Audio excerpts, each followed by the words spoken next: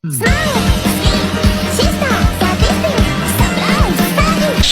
блядь!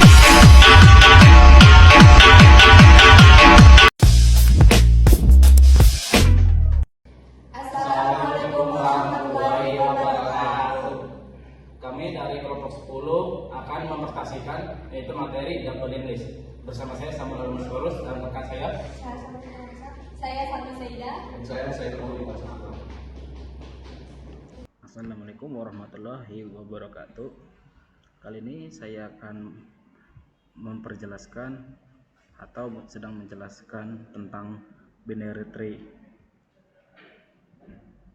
Nah, binary tree itu adalah tree dengan syarat bahwa tiap node hanya boleh memiliki maksimal 2 subtree. Dan kedua subtree harus terpisah yang disebut dengan subpohon atau bisa juga disebut dengan cabang kiri left subtree, dan subpohon kanan cabang kanan right subtree. Jadi ada dua, yaitu subtree kanan dan subtree kiri, subpohon kanan dan subpohon kiri. Dan juga ada binary tree tidak boleh memiliki anak atau child, ataupun bisa disebut juga dengan subtree. Boleh hanya memiliki subtree sebelah kiri atau bisa juga dengan disebut left subtree. Boleh hanya memiliki subtree sebelah kanan atau right subtree. Boleh hanya memiliki subtree sebelah kiri. Nah, jadi subtree itu hanya memiliki kanan dan kiri saja, tidak ada depan ataupun bawah ya. Dan ada juga struktur binary tree, dimana akan ada juga namanya karakteristik pohon biner atau binary tree. Karakteristik ini ada 4. 1. Setiap simpul paling banyak hanya memiliki 2 buah anak. 2. Derajat tertinggi dari setiap simpul adalah 2. Dan yang ketiga, dibedakan antara cabang kiri dan cabang kanan. 4. Dimungkinkan tidak mempunyai simpul. Jadi masing-masing simpul dalam binary tree terdiri dari 3 bagian, yaitu sebuah data dan 2 buah pointer yang dinamakan pointer kiri dan kanan. Jadi kalau kiri dan kanan itu hanya ada pointer, tidak ada yang namanya belakang ataupun depan. Dan di tengah-tengah yang bernama data, seperti juga kayak gerbong kereta itulah, saya sebagai contohnya ya. Jadi ada kiri dan juga kanan, pointer kiri dan kanan, tengah-tengah ada data. Selanjutnya ada jenis binary tree. Yang pertama adalah full binary tree. Pada full binary tree, setiap node yang bukan left atau daun harus memiliki tepat 2 child. Selain itu, setiap subtree memiliki panjang alur yang sama sehingga bentuk pohonnya terlihat lebih seimbang.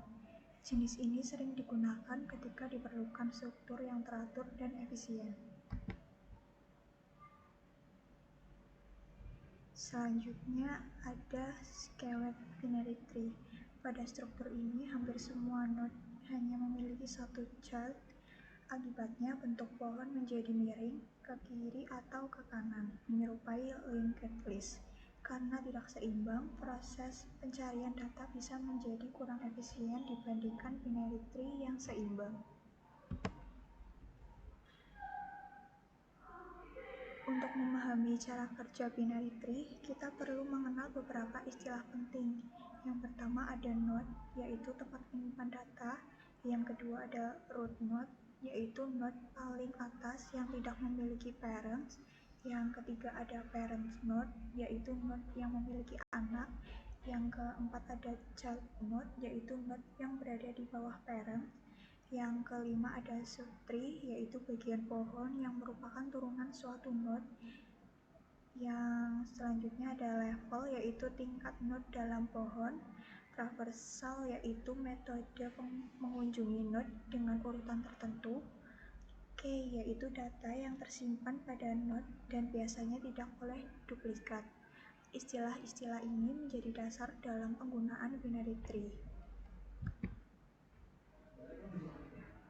Selanjutnya ada traversal.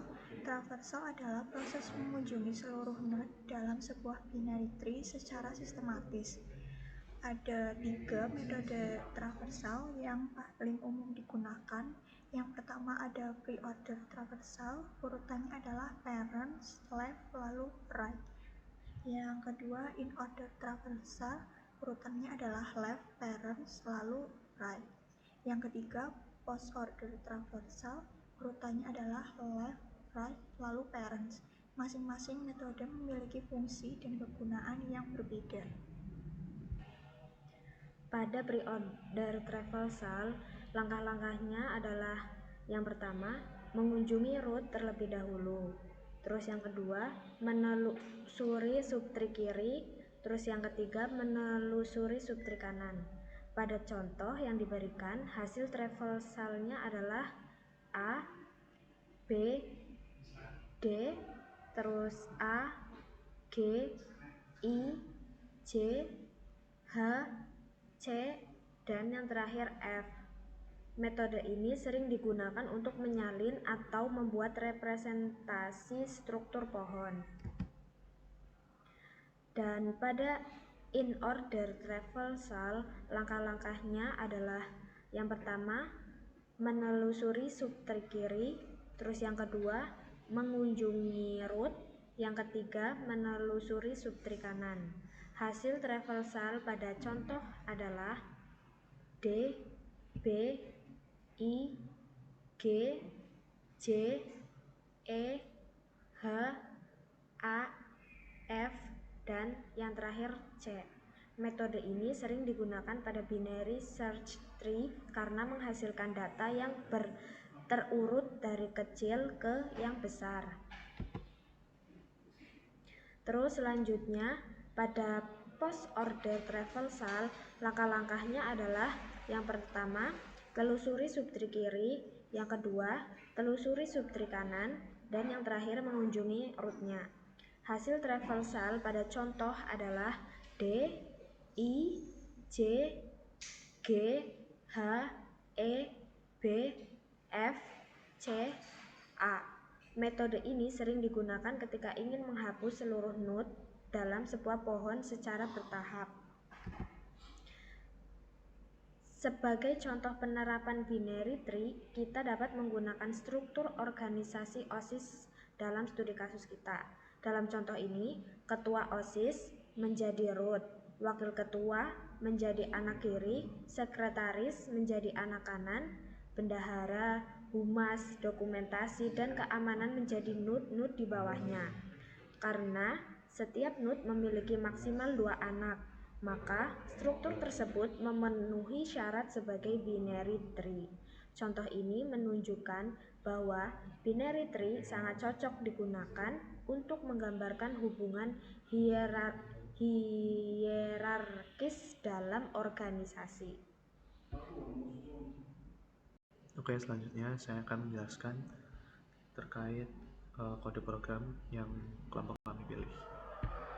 Jadi di sini yang pertama saya menggunakan binary tree untuk membuat struktur organisasi OSIS. Nah, yang pertama ini saya ingin mengimpor library IOStream untuk menampilkan output dan menggunakan namespace std agar tidak perlu menulis std lagi.